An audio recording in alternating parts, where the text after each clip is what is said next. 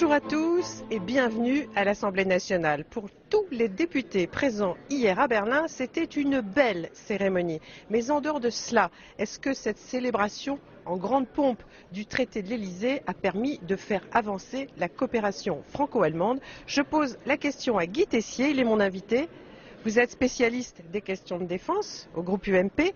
Est-ce que pour vous, hier à Berlin, c'était de l'émotion et rien d'autre?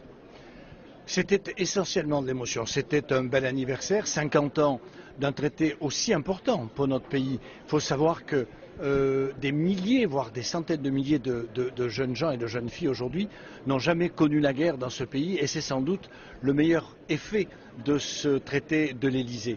Mais au-delà de ces noces d'or que nous aurions pu célébrer avec passion, comme tous les anniversaires de mariage, eh bien je trouve qu'il y avait une sorte d'amour et finalement... Vous voulez dire entre qui et qui? Écoutez, entre Mme Merkel et le président de la République, entre la France et l'Allemagne, puisqu'ils les représentent chacun leur pays, et que finalement, ça a été une rencontre des non-dits, et très vite, on est passé de l'essentiel aux généralités. Alors Angela Merkel elle a annoncé de futures propositions avant le Conseil européen de juin pour tout ce qui concerne l'économie et la finance. Oui, c'est effectivement les seuls points que nous puissions retenir, mais je trouve que du côté français, il y avait quand même beaucoup d'absence, beaucoup de vide. On a également soulevé le problème d'Erasmus, qui est quelque chose d'extraordinaire pour les jeunes, qui est d'ailleurs plébiscité par eux, que ce soit les jeunes français ou les jeunes allemands.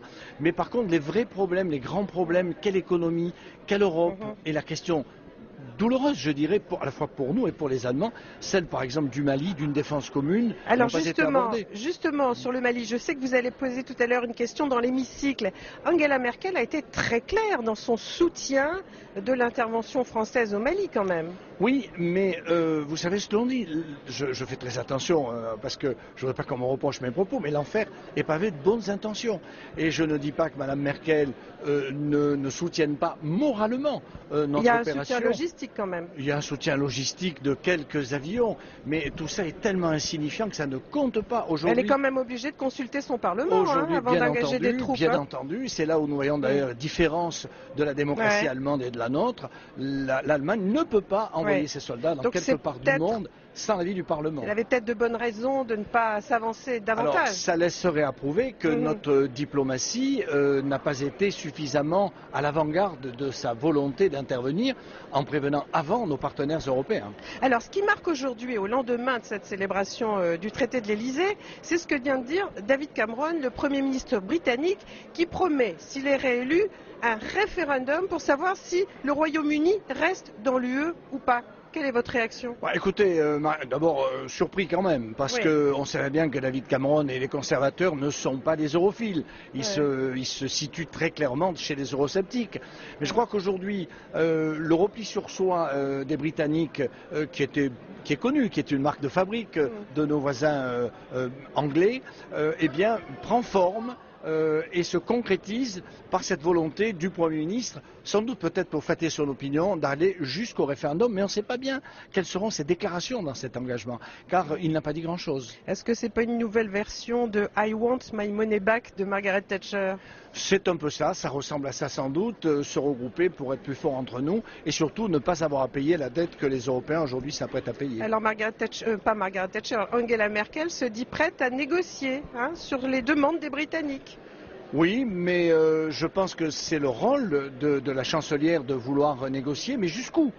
Les Britanniques ne peuvent pas continuer à avoir cette position très particulière qui les caractérise, c'est-à-dire d'avoir un pied dedans et un pied dehors de l'Europe. Ils ne peuvent pas accepter tout ce qui favorise la Grande-Bretagne et refuser ce qui évidemment les aliène. Ce serait une catastrophe si les Anglais disaient non? Ce serait, à mon avis, une rupture très grave dans ce trinôme qui est constitué par la France, la Grande-Bretagne et l'Allemagne. Et c'est un risque que prendrait David Cameron? Il semblerait, ou alors il se pourrait que cette déclaration n'ait que des fins politiciennes. Oui, parce qu'il est en campagne pratiquement. Exactement, et je pense qu'il faut le situer dans le contexte actuel. Merci Guy Tessier. Merci à vous. On va suivre ensemble cette séance de questions. Le président de l'Assemblée nationale vient d'ouvrir la séance. On écoute ensemble, à tout à l'heure. Merci. La parole est à monsieur Guy Tessier. Merci, Monsieur le Président.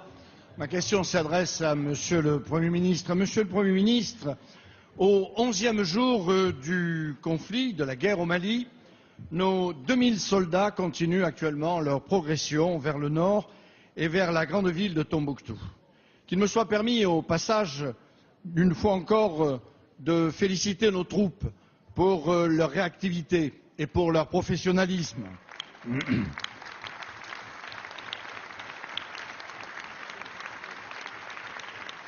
En effet, Tombouctou est l'un des points stratégiques pour la libération du Nord Mali et des groupes politico-religieux islamistes qui l'occupent. Mais au 11e jour du conflit, Monsieur le Premier ministre, nos forces restent désespérément seules dans cette guerre. Et ce, malgré les récentes déclarations du président de la République, chef des armées, les vôtres à cet instant même. Et en fait, ce que nous avons aujourd'hui, Monsieur le Premier ministre, mes chers collègues, en tout cas ce que nous percevons, à l'instar de l'ensemble de nos concitoyens, eh bien c'est simplement des promesses d'aide ou des sortes de bénédictions. Alors, nous connaissons les difficultés des troupes de la CSAO à se mettre en place, mais qu'en est-il des pays européens?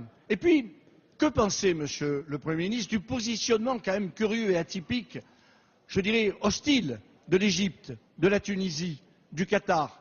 N'est-il pas révélateur d'un manque de préparation diplomatique de cette intervention?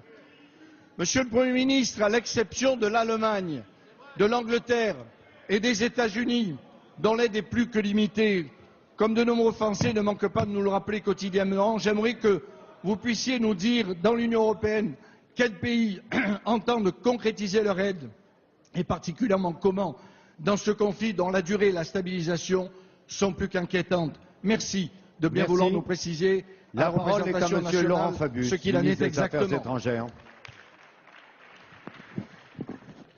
Monsieur le Président, Mesdames et Messieurs les députés, Monsieur le député Tessier, d'abord, ayons à l'esprit qu'au moment où nous nous exprimons les uns les autres, les troupes françaises et les troupes maliennes, côte à côte, sont en train de faire reculer les terroristes.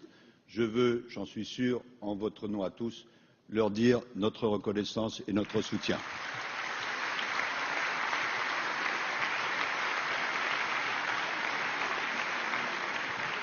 Monsieur Tessier, comme vous le savez, la France agit au nom de la communauté internationale et compte tenu de la rapidité de la descente des terroristes à Bamako, il fallait décider vite, sinon, comme l'a fort bien dit Monsieur le Premier ministre il y a quelques instants, il n'y aurait plus de Mali, le Mali serait un État terroriste.